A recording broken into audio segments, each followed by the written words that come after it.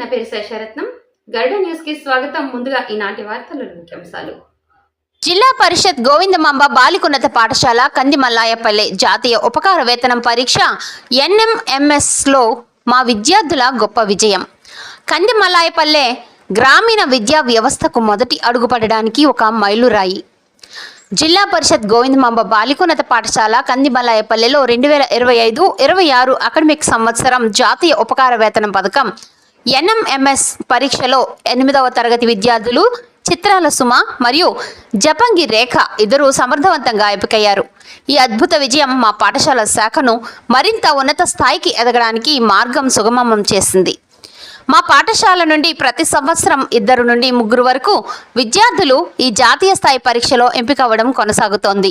ఈ సంవత్సరం కూడా మా 2 ప్రతిభావంతులైన బాలికలు ఈ గొప్ప సాధన సాధించడం మా పాఠశాల అంతా సంతోషాన్ని వ్యక్తం చేస్తోంది.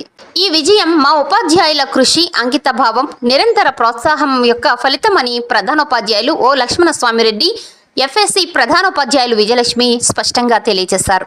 సైన్స్ విభాగం బి కమల్, పరిమళ, చంద్రిక, PD పుష్పలత, సంధ్యారాణి, చెన్నమ్మ వారి కఠిన కృషి ఈ విజయానికి మూలం.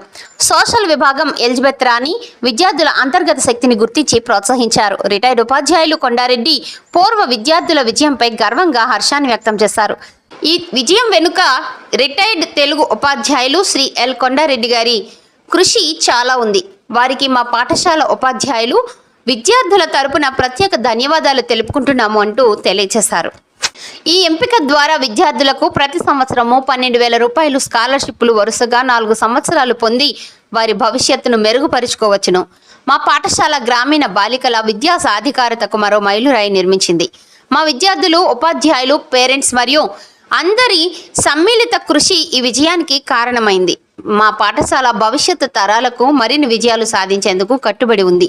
అందరి ఆశీస్సులు, సహకారం కోరుకుంటున్నాము అంటూ ప్రధాన ఉపాధ్యాయులు ఓ లక్ష్మణస్వామిరెడ్డి, FSC ప్రధానోపాధ్యాయులు విజయలక్ష్మి తెలియజేస్తారు.